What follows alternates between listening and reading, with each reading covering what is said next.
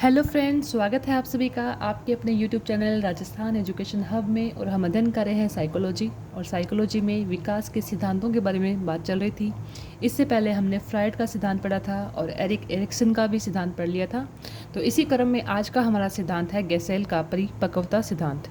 देखिए, इस सिद्धांत छोटा सा सिद्धांत है। इसमें आपने एक तो ये ध्यान रखना है कि परिपक्वता का जो सिद्धांत है वो किसने दिया, तो आपको पता होना चाहिए गैसेल ने दिया। और मनोसामाजिक सिद्धांत किसका था, तो मनोसामाजिक सिद्धांत की बात आती है तो एरिक एरिक्सन का था।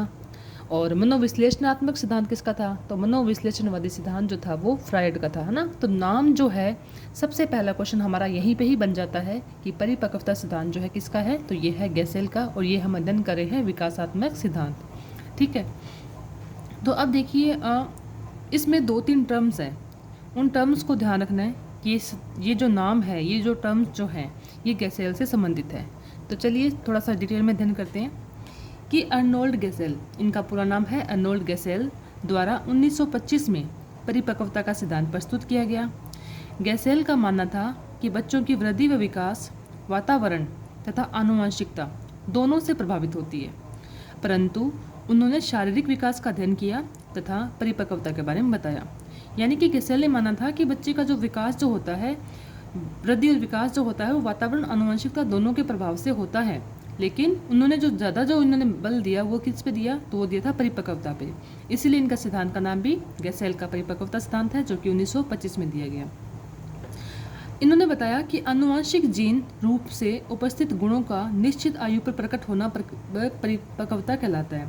यानी कि हमारे जो शरीर में जो भी आनुवंशिक जीन जो होते हैं, वो जो गुण जो होते हैं वो एक निश्चित आयु में प्रकट होते हैं। और ये जो निश्चित आयु में जो प्रकट होते हैं हमारे गुण, इसी चीज़ को, जो यही जो क्रम है, इस क्रम को ही हम क्या कहते हैं, मैच्योरिटी कहते हैं या परिपक्वता कहते हैं। इन्होंने कहा ये मैच्योरिटी जो होती है, ये परिपक्वता जो होती है, एक निश्चित दिशा व क्रम में होती है। किस तरह से, इन्होंने क्या बताया, तो उन्होंने बताया कि एक तो जो हमारा जो विकास जो होता है, ये होता है मस्कोद्मुखी, एक होता है निकट दूर क्रम। यानी कि पहले बताया सिफेलोकोडल, दूसरा बताया इन्होंने प्रॉक्सिमल डिस्टल। तो आपको ये ध्यान रखना है कि परिपक्वता के 2 प्रकार किसने बताए, तो गैसेल ने। और कौन कौन से है, तो सिफेडोकोडल और दूसरा है निकट दूर क्रम। इंग्लिश के टर्म्स भी याद रखिएगा कि सिफेलोकोडल और प्रॉक्सिमल डिस्टल। हिंदी का भी ध्यान रखना, मस्तकाधोमुखी और निकट दूर क्रम। अब देखिए, एक भ्रूण का हृदय सबसे पहले विकसित होने वाला अंग है। इसके बाद केंद्रीय तंत्रिका तंत्र विकसित होता है और अंत में उसकी बाहरी अंग, ठीक है। तो इनकी डिटेल बता रहे हैं। सबसे पहले मस्तकोद्मुखी जो होता है, सिफेलोकोडल, इसका अर्थ तो ये होता है सबसे पहले जो बालक जो होता है उसका विकास जो होता है, सबसे पहले सिफेलो यानी कि उसके सिर का होता है, सिर के बाद में उसका गर्दन, फिर उसके मतलब ऊपर से नीचे की तरफ जो होता है विकास होता है, लास्ट में उसके पैर। और निकट दूर जो क्रम है, इसका ये अर्थ होता है कि सबसे पहले एक बालक का हृदय विकसित होता है, हृदय के बाद में उसका केंद्रीय तंत्रिका तंत्र विकसित होता है और अंत में उसकी बाहरी अंग जो होते हैं वो विकसित होता है। अगर इस चीज़ को चित्र के माध्यम से समझें तो मान के चलिए, जैसे ये एक बालक है। अगर मस्तकाधोमुखी की बात करें तो सबसे पहले ये पार्ट विकसित होगा, फिर ये पार्ट विकसित होगा, फिर पैर, मतलब एक क्रम जो होगा वो इस तरह से होगा।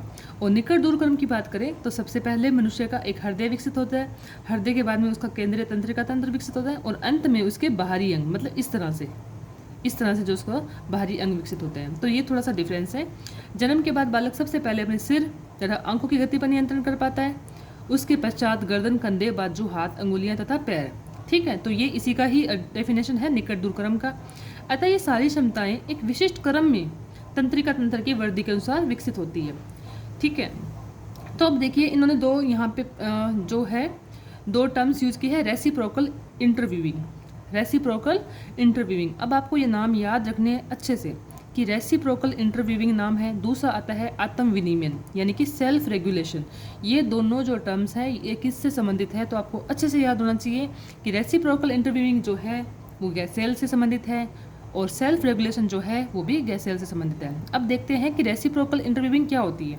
कि जब 2 विपरीत प्रवृत्तियां एक प्रभावपूर्ण संतुलन प्राप्त कर लेती है तो उसे रेसिप्रोकल इंटरव्यूइंग कहते हैं। जैसे मान लीजिए एक बच्चा है या एक बालक है, एक मनुष्य है, यदि उसका एक हाथ टूट गया लेकिन वो दूसरे हाथ से मतलब संतुलन बना के उसी तरह से यदि काम करना शुरू करता है, जैसे मान लो अपने इस हाथ से लिख रहे हैं और वही काम हम इस हाथ से भी यदि लिखना शुरू कर दें और संतुलन बना लें, तो ऐसे काम को कहते हैं रेसिप्रोकल इंटरवीविंग।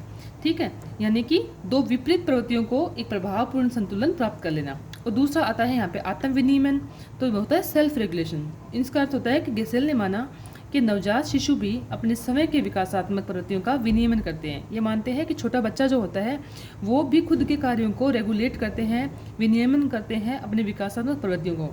विशेषकर उन्होंने यह प्रदर्शित किया कि शिशु अपने खाने पीने, सोने के विशिष्ट समय को जल्द ही विनियमित कर लेते हैं। जैसे मान लीजिए कि आपने बच्चे को सुलाते हैं हम बच्चों को रात को, है ना, तो रोज़ यदि आप 8 बजे सुला रहे हो तो बच्चा खुद ही नेक्स्ट थोड़े टाइम के बाद में उसी टाइम सोना शुरू कर देगा, खुद को जो है रेगुलेट करना शुरू कर देगा।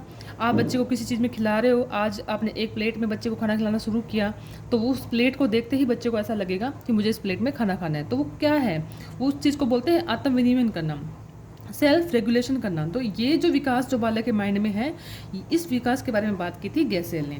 तो छोटा सा सिद्धांत है, आपको बस थोड़ा सा ध्यान रखना है इसमें। एक तो ये कि परिपक्वता सिद्धांत गेसेल का है और किसने दिया, कब दिया, 1925 में दिया। थोड़ी सी डेफिनेशन देखना, डेफिनेशन के बाद में कर्म के निश्चित दिशा व क्रम थी, उनको उन्होंने 2 भागों में बांटा।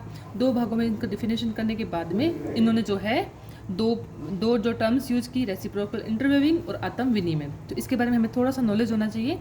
तो इस तरह से ये छोटा सा टॉपिक था। तो आज की क्लास में इतना ही, मिलते हैं नेक्स्ट क्लास में नेक्स्ट वीडियो के साथ। और क्लास पसंद आए तो प्लीज़ लाइक शेयर सब्सक्राइब जरूर करना। और इसके बाद में नेक्स्ट जो हमारा सिद्धांत है वो काफ़ी बड़ा और एक ब्रॉड सिद्धांत है, जो कि है संज्ञानात्मक विकास, जीन पियाजे का। तो इसमें हमें काफ़ी टाइम लगेगा।